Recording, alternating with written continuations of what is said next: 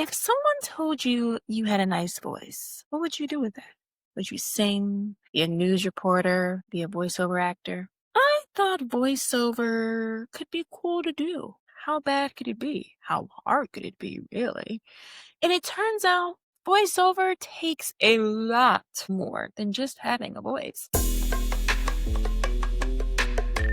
Hi, I'm Nahjalae, and welcome to Creative Struggles. And today we are stepping into the voiceover world. The mistakes, the self doubt, the moment of magic, and finding your voice as an artist isn't just about sound, it's about identity. Let's get into it, shall we? So, the grind report for this week. Well, I am learning more and more and more about the podcast world. I'm doing my research, as you all should continue to do in your personal life ventures and endeavors. Please do the research. It's free. Well, sometimes, but I digress. And also, we're continuing to submit. Of course. So let's get into the voiceover world, shall we? When I was going to that free acting class, episode 6, if you have not watched it yet, go and watch that. Matter of fact, if this is your first time tuning in, go back and watch the very first episode. And then watch the next one, and then hey,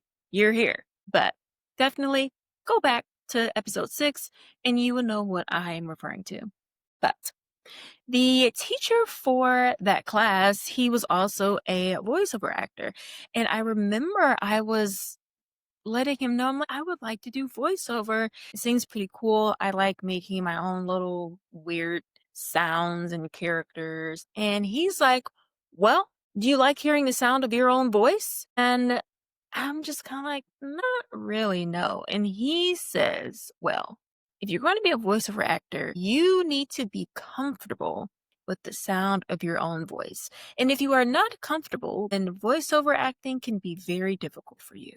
And I understand what he means now. Because then it was just kind of like, well, I don't have to like my own voice to do voiceovers. Like, what does that have to do with anything? It has a lot to do with things. You have to get past the cringiness of hearing your own voice, which I've gotten past it. My voice is not as annoying to me as I thought it was when I first started doing voiceovers and stuff and recording myself. I thought it was just very cringy and just like, ooh. Oh, I don't like it. But now, like, when I'm doing all these edits and I have to listen to my voice, I'm listening to it to make edits where if my voice was too high pitched, let's edit that. If it was too low, you can't hear me, let's edit that. I'm looking at it in a different way opposed to, oh, I don't like how I sound. Well, unfortunately, this is how I sound. So you're going to have to deal with it, is what I would tell myself. We hear our voice differently from what other people hear, if that makes sense. I hear my voice in a certain way, but other people hear it in a different way. So your voice may be annoying to you. And I mean, it could be annoying to other people as well, but they are hearing it a little bit differently than how you are hearing it. If you're recording yourself and you're not going to the studio, then you want to have a mic.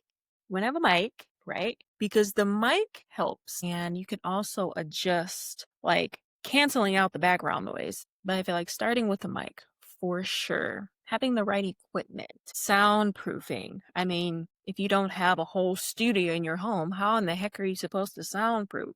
Well, this is how I soundproof. I go into the quietest place in my home and do my voice over there.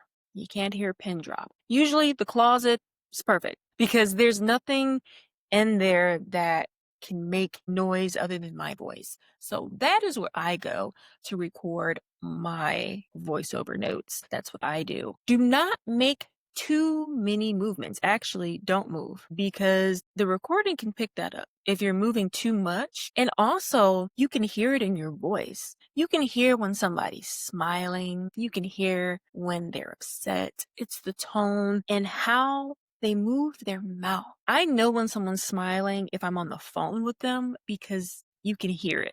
And you want to sound natural. You don't want to sound like you're reading from a script. You want to have colors. You want to have levels to what you're reading. You don't want to sound robotic. You want to sound like you're actually having a conversation. That is how you want to sound natural. Because when you're talking, you're not talking with a script, you're just talking just to talk. And that is how you want to do voiceovers. You want to obviously stick to the script, but don't make it script like. And no one can see your appearance. I feel like that's kind of like the good thing about voiceovers, where your appearance literally does not matter. You can look like anything. As long as the voice works, no one cares what you look like. So make sure that voice works. I have a couple of different stories. Well, a few. Three. Story number one. This was my first voiceover opportunity, which was brought to me by this guy I went to Tennessee State University with my freshman year of college. I moved here back in 2019. He reached out to me and was like, I'm doing a animated musical and I know you're acting. I would like for you to do a voiceover for this character. I recorded it on my phone and I had sent it to him, and that animated musical was on Amazon. It is called Secret Dreams of Squitlets, and my character was Scarlet. So shout out to Alan D. Berry. Cool dude. I hope he's doing well in life. Now, second story. Now, this was also 2019. It was actually after I did the voiceover for the Secret Dreams of Squitlets, and it was for Barbie for their YouTube series, and basically doing the voiceovers for the dolls, right? I remember I did the audition in my apartment and I didn't have dolls. Why would I be having dolls? I think I had like a small ball and a glass, and I used those as dolls. And I did the little voiceover, sent it in, and then they wanted me to come in for an in-person audition. That was my first ever in-person audition. I was pretty excited about that. So went in and they wanted us to obviously go over the lines, and we were playing with these dolls and saying our lines. And yeah, it was actually pretty cool. That was my first time, going to in-person audition. So that was pretty cool in itself. I didn't get picked, but I still have that experience under my belt. And as of recently, I did a voiceover for this comic book called The Unit X, created by Jerome Fell. And I did the voiceover for my character. Her name is Mia. To actually see my name on the back of a comic book, that's all right. That is all right with me. But those are my short snippets of stories. Now, moving on to a win is the win. And the win for this one is I no longer cringe when I hear my voice. That's it. That's all. I don't cringe anymore. Actually, I love to hear my voice. I actually crack myself up when I hear it time and time again because it's like, oh, that was good. Yeah, keep that. So that is how I listen to my voice now, because I no longer feel uncomfortable or cringy when I hear it. Now it's just like, that's me right here. Now, lessons learned. Voiceover is a process. It really is. And it seems like it can be easy, but there's some things that you need to know. You have to remember to control your breathing because it picks that up. It picks up everything. If your stomach is growling, it's going to pick that up. You need to eat. Remember to breathe. Don't hold your breath while you're delivering the lines, because you done ran out of breath. You're about to pass out. Breathe. It's okay.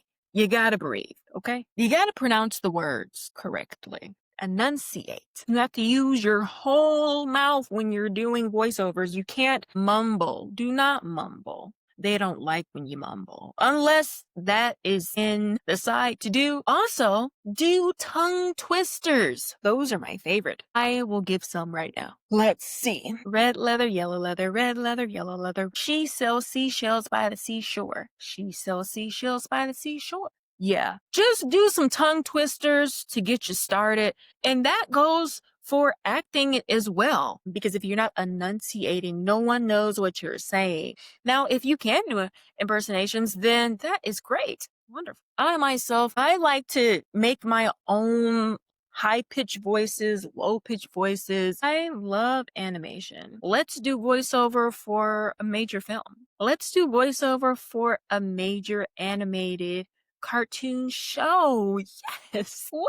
Let's speak that on up into existence, because it's going to happen. We're just waiting on it. Finding your voice in life, aside from acting, is being confident in having your own unique sound and being authentic to you. You can't sound like everybody else, and you're not supposed to. You are your own person. So you should make the best of it. And also, you can always practice. Practice listening to yourself and make yourself comfortable with your voice. It starts with you. When you start to love the sound of your own voice, you're flourishing. The sky is not the limit. Just keep going up because now you're confident in what you're talking about and what you're saying and how you're saying it. And other people can see how confident you are, and that is going to get you far. So it all comes back to being confident and believing in yourself and knowing that you can do it. You got it. That's it, that's all. And your voice is enough.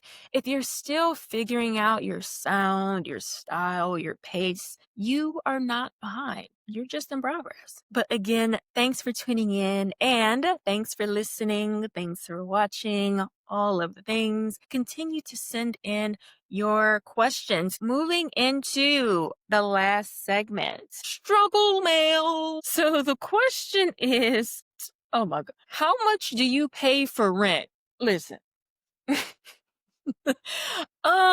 It don't start with one. How about that? It's pricey. I do have some great amenities. However, I feel like the price should be lowered, but will it? Probably not. Because again, this is California. And like I said before, everybody wants to live here, which means they are going to hike up the price of rent.